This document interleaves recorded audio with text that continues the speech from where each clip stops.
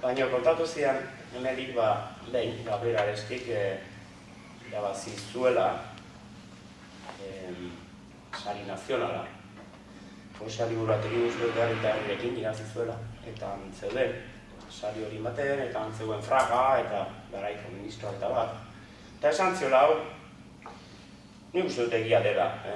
Batzutan horako gauzak leyenda urbano bihurtzen dira, eta haitzen dira, baina esan ziola Fraga, señor Aresti, escribe usted muy bien y tal, me gusta mucho su poesía, ez zuen irakurriko ziurasti, baina zehoz esan behar izaten da bazkatzen zaudenean jendearekin.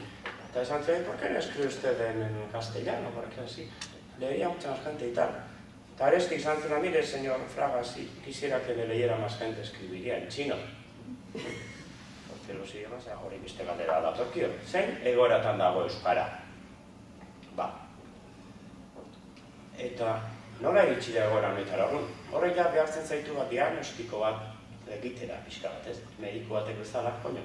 Hemen zerbait, gaitz bat badago hizkuntza honen inguruan, kontrako jarrerak badaude, etzai guzten hizkuntza hau guk nahi haina erabiltzen, zabaltzen, edatzen, normalizatzen, normatibizatzen, daude beti, legeak, kontrako isunak, trabak, eta hori, hasi nintzen hola, galdezka, zergatik. Gogoratu nintzen baita ere, Japonen esaten duten atxotitz bat, edo omen da eta asko zentzen. Eta hau baino lehenago esan dizuet, duela hilabete edo nintzen Koldo Mitxelenan, hitzaldi hau ematen, eta hitzaldi hasi hortik euskal zale bat, Donostian oso ezaguna den, euskal zale bat etorri zen ere gana, eta esan zian hori, letuzuela liburua eta oso ongi, eta bat. Baina esan zian, baina baitu zer ezatzen etako. Liburua, ongi, eta hor dago diagnostikoa, eta erabiltzen diren datuak, eta egiten dira irakurketa, ongi, hori ongi da, baina kostatu egiten da, hain kolonizatuak gaudela ikustea. Mina ematen du horrek, zein kolonizatuak gauden ikustea.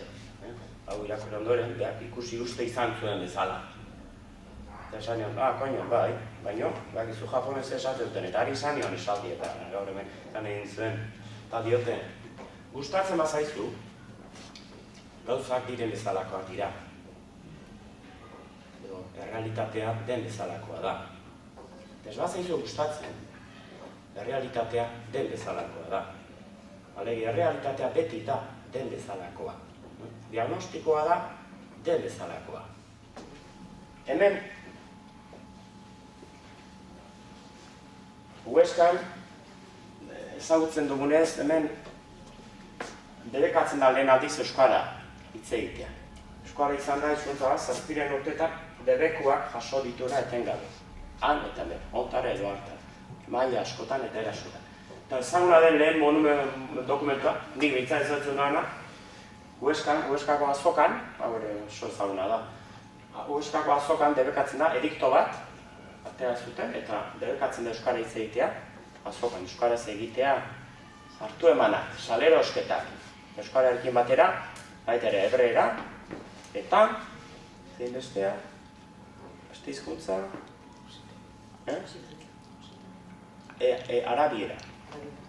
arabiera, musulmanak, fuera, arabiera, fuera, hebreera, juduak, fuera, euskara, euskaldunak, fuera. Horren atzean dago ja, erlijio kristauaren nagusitu nahi bat, eta nahi du erlijio hori ezarri, eta erlijio horren hizkuntza, nahi izango da, latina, hola, baina gero latinetik sortu diren erromantzi horiek.